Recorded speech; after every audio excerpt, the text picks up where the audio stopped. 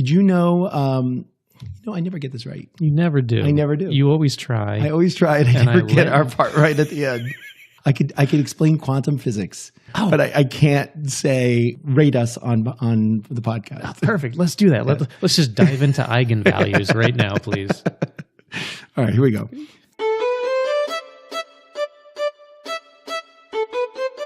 Welcome to I Used to Know. I'm Scott. And I'm Steve. We are your hosts for this adventure into the past, where we dive into things we used to know when we were kids that are no longer true. Hey, Steve. Hey, Scott. Hey, when we were doing our show on I Used to Know, Pictures Took Time, you mentioned that the disc film we used back in the day reminded you of the old viewfinder inserts, right? Yeah, that's right. But hey, man, first, your voice. Yeah, I'm a little under the weather. You're sounding a little bit like Stevie Nicks or something here. This is the Stevie Nicks edition. Okay. All right, I'll take it. I'll take it. I can tough through this if you can. Yeah, I can. My voice, I've got plenty of both warm and cold liquids. I am ready to go. Ready to go. Yes. Perfect. All right, yeah. So this disc film that we're talking about. Absolutely. Yeah, it's basically just a bunch of square pieces of film. They're spaced out on these radial spokes of a plastic disc, and the viewfinder inserts we used back when we were kids, they're kind of the same thing. They're square pieces of transparent slide film. They're spaced out on a round piece of cardboard, right? Yeah. And if you remember, we said that it would make a really cool MiniPod if we talked about the viewfinder or the Viewmaster, and this is it. Yeah. I used to know Viewmasters. Yay! And we're going to talk about how much we used to love those old Viewmaster toys. And although it wasn't exactly hours of fun. You'd be done pretty quick. Yeah, I'm going to definitely say it was fun to pull out of the closet every once in a while, which I think I still do. The last time I used one, I do. Oh. I think I used it, though. It was probably about 2 years ago. Mm-hmm. But, when you pulled it out of the closet, click through a couple of those pictures, you're still amazed at how much fun that toy is for the moment that you use it. And I also remember it was great on road trips. Yes. Okay. So let's go back to the very first Viewmaster, right? And for that, we're going to need to use our Wayback Machine. Oh, yeah. So here I am. I'm setting the dial to 19. Oh, come on. Really? Yeah. I know that looks, Scott. It's the voice. Is the right? voice? Yeah, no. You want to go someplace else. Yeah. Well, I mean, so I'm guessing you're saying 1900 something in the 1900s, right? That makes sense to me. Yeah. So I'm just thinking just a wee bit back further than that. A wee bit. Yes. So I don't want to go too far back though. I'm thinking like 1838. 1838? Come on. I did my homework for this podcast, right? Really? Well, this time I did. Okay. Yeah, no, the others, not so much. Okay. But this time, I know that the Viewmaster wasn't even around in 1838. No. No, it wasn't around for any of the 1800s. Nope. But the granddaddy of the Viewmaster was the stereoscope. Oh, right. What the doctors used to hear your cough and your heart, right? The stereoscope. Seriously? Yeah, You had to go to the dad joke? Dad joke. Of course. I couldn't pass up a dad joke. Continue. Sorry for interrupting. So the stereoscope is a device which allows each eye to see a different picture, but in a way that your brain sees one 3D picture. The stereo. Okay. Right. So basically, you have something that looks like binoculars, one lens for each eye, and then for each eye, there's an individual picture. And it's usually of the same object, but the idea is that each picture is just slightly off, and it's off by the distance between your eyes. Okay. So, I mean, let's do an experiment. Oh, I'm ready. All right. So everyone listening, unless you're driving or like flying an airplane or all those pilots that we have as subscribers, there's long flights. They could be listening to us in the air, 30,000 feet. Or anybody using heavy machinery. That's probably a bad thing. Don't participate in this experiment. Right. So only do this if you're somewhere safe and you're not moving, I'd say. Okay, fair enough. So, all right, now cover your right eye. Got it. With your hand, and then just kind of look around with the one open eye. I'm looking around. All right, and then now switch. Right. So now take that hand off, put the other one on the other eye, your left eye, and now look around. A little different. Now they're a little different, exactly. So that's the point: is that the perspective of everything you're looking at is just slightly different for each eye, and it's the difference is the distance between your eyes. So now, if you take two pictures and each picture is taken with that same distance between the eyes, right? If you place each picture in front of each eye, and create a way so that like one eye can't just be like tricky and see the other picture. So you want to make sure you're staring. Each eye gets its own picture and it's staring right at its picture. You're tricking the eyes. Yes. And so basically your eyes are seeing the two perspectives, and therefore your brain's going to combine the two pictures into one picture, and it's going to be one 3D view, and that is a stereoscope. I love it. Science. Exactly. And now to go back to the point of 1838, that's the first type of stereoscope was invented by Sir Charles Wheatstone. And in his situation, he used a mirror. So instead of two lenses, what he did was he had a mirror that was like a triangle. Okay. And he put the one edge of the triangle between his eyes, like where your nose is, so that basically one diagonal mirror was facing, to the right a little bit, and the other one was facing. No, it was a lot. It was a 45-degree angle, so that you were seeing two pictures that were like facing, like where your ears would be, like facing towards your head. Oh, okay. So you would split the view, and you'd be looking at those two pictures. I got you, but you have to set the pictures up to your left and your right. Exactly. So Gotcha. they were facing like your head. Instead of facing towards your face, they were facing towards the side of your head on each side. But the mirror was letting you see each eye was seeing its own picture, and it created the stereoscope that way. That was his invention, and that was back there in 1838. Well, that's cool, but that's no Viewmaster. Right? A Viewmaster is just this, if I remember right, plastic case. You got two eye holes. It's like a little stubby binocular, right?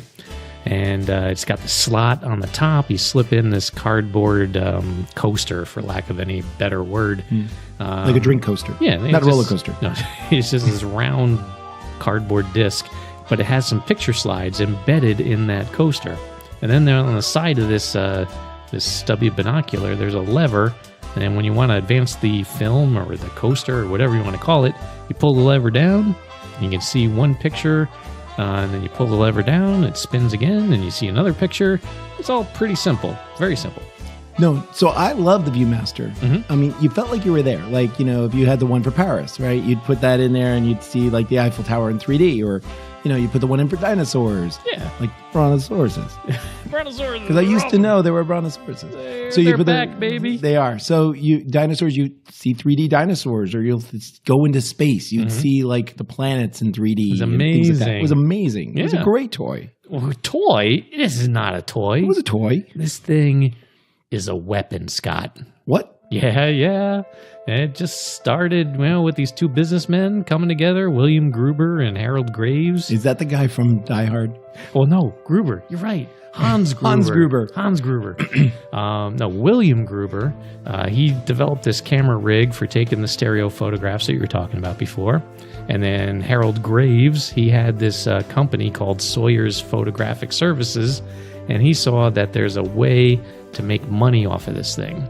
So together they formed this partnership back in 1938-ish, and they started making and selling these Viewmasters, selling them to the public, and they saw it for the first time at the 1940s World's Fair. All right. So these guys made this gadget. That sounds pretty peaceful. Yeah, but you're not paying exact attention to what I'm saying. What do you mean? The guy made these plastic things, and I don't know. It sounds like it's a very peaceful toy. Yeah, but the year, Scott, is 1938.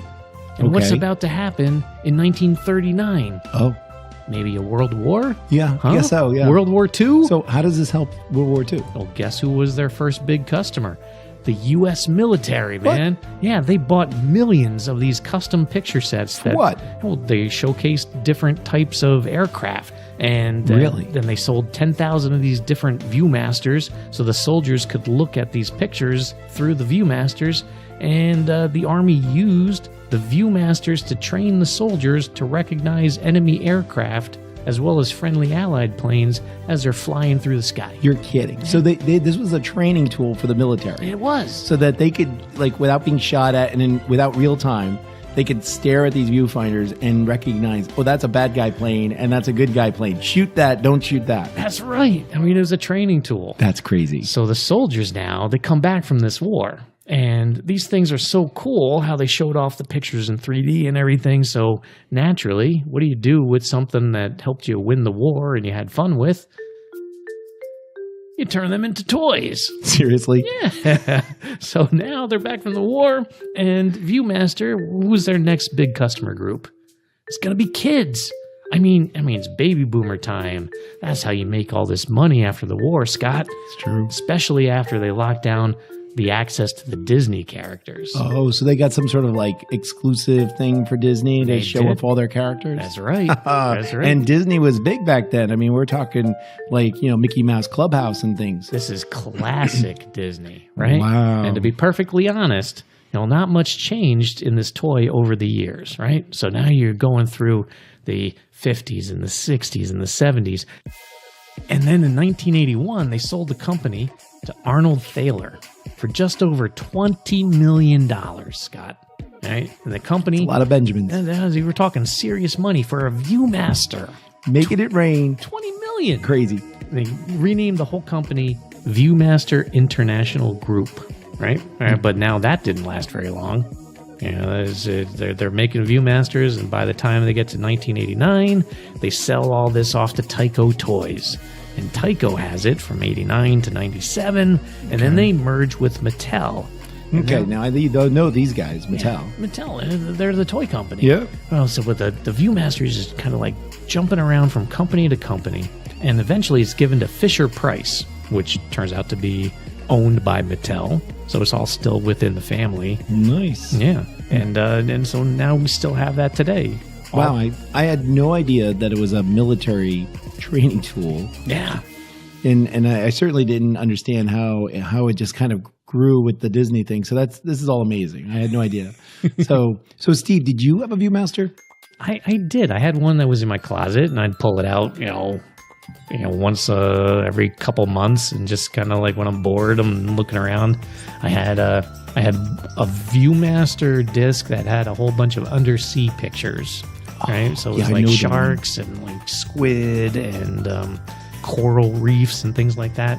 And it was just fun to kind of like click through those and pretend like I was underwater. Sure. Yeah. What about you? Did you have any favorite discs back then?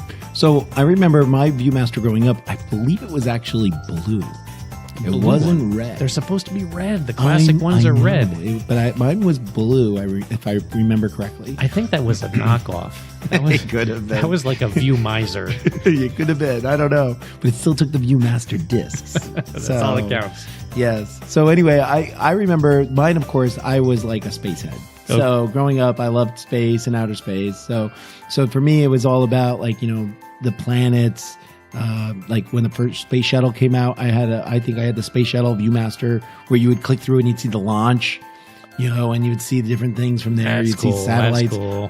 I even want to say I saw one once for Skylab.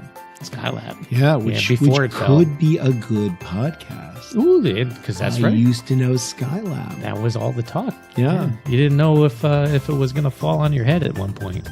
Yep. But anyway, so I had most of the space ones, and then I had some geography ones, like I said, the Paris one before. Mm-hmm. That was a real one that I saw. So yeah, that's cool. That's cool. Yeah. So, do you have any other thoughts about the Viewmaster? I do. You do? I do. Yes. Did you know that you can make your own Viewmaster, Scott? You mean like a Nintendo cardboard thing or something? Like make your own thing? Well, maybe. I didn't mean actually the device, but there are places on the internet where you can make the disc. You make your own pictures. The pictures? Like, as in like, I get my pictures inside of a Viewmaster? Yeah, like a customized Viewmaster disc. That is so cool. Of your own stuff, right? So that is so cool. Yeah, like if your family pictures or, your vacation, you can put it into a Viewmaster. Nice. Yeah, if you Google it, you can find people that will upload your photos. Okay. And they'll create the Viewmaster of your wedding, your kids walking for the first time, whatever. That's awesome. Well, that's amazing. I had no idea. Yeah. How about you? Do you have anything else? I do. Of course you do. And it is about Google Cardboard. Okay. You mean like this 3D device you make out of the cardboard, and then you use your smartphone to become the screen, and it's like a virtual reality system, and you can Google Cardboard. So you know about this stuff? Well, yeah, of course. I'm a physicist. I know what I'm talking about. Huh. Okay. Well, so the Viewmaster has gone to Google Cardboard. So they have a Viewmaster VR viewer now, where you put in your phone, just like the Google Cardboard, and they give you a little Viewmaster disc, but this time the discs, they don't actually have pictures on them. What you do is you take the disc, and then with this new VR headset, you aim at the disc, and the disc has some sort of like picture that it can identify, and then take you to, you know, the pictures you're going to see in a VR world. So it's Viewmaster 3D, but it's Viewmaster 3D VR. So you can move around and stuff. So think about it like a Batman one. You know, there's a disc and it's got a picture of Batman on it, but there's no pictures on the disc. It's just it's not a QR code, but you know, it's a special code that the system recognizes. You aim your Viewmaster VR at it, and then you've got all the 3D pictures of Batman. This is mind-bending. It's basically Google Cardboard, right? Why do I need a Viewmaster VR viewer? You mean versus just Google Cardboard? Yeah. Well, a couple reasons. I mean, A, Google Cardboard really isn't for kids, right? If you put your phone in there and you give it to some little kid, you know, your phone's going to get wrecked because Busted. It's just cardboard and they drop it. It wasn't designed for little kids, right? So B, this thing's also not that expensive. If you go to Amazon, you'll find it for like $10 or $15. You know, it's not that expensive, and it has a nice plastic housing to keep everything, you know, your phone safe and stuff. Nice, right? C, the upside is because it is for kids, right? There's a way to make sure that whole disc concept, aim it at the disc and get content. There's no accidental see the wrong content. Good point, man. So it's all appropriate for kids. That would be in 3D and everything. So you don't want that. So it's all good, right? And then, you know, and D, it's just super cool to say that it's the Viewmaster of the 21st century. I mean, come on. I mean, Google Cardboard, no offense to Google, but do you want to say I'm using Google Cardboard, or do you want to be like, I've got this Viewmaster VR? I'll give you that. That's it's a way cool. cooler thing. Yes. True. So Steve, do you have anything else? No. I think we covered everything. I just love reminiscing about these old toys, and the Viewmaster was definitely something that gave me a lot of fun and enjoyment back when I was a little kid. Cool. Well, I guess that's how I used to know Viewmaster, the MiniPod. Yep. And we hope you like this MiniPod of I Used to Know. Did you like what you heard? Even with my under the weather voice? If you did, could you give us a rating on like Apple iTunes or Spotify? Or in TuneIn or iHeartRadio or Google Podcast. I think they got the picture. See, the thing about ratings is that it helps other people, I mean, total strangers, find our show. Like that person that just walked right by you. No, not that person. The other person right there. Yeah, right. Thanks, Steve. No problem. So also, we would love to hear from you. So what was your favorite Viewmaster? We would love to know. And you could reach us on Facebook at I Used to Know, or on Twitter at I Used to Know Pod. Or, you know, I've been Instagramming at I Used to Know _Scott. I just subscribed. Yeah. So, and remember, all the 2s are actually the number 2. Thanks always to the amazing Stevie Jump for our theme song. Again, thanks for listening. Even with my voice, I appreciate it. 3s and 8s, everyone, and talk to you soon. Bye, everybody.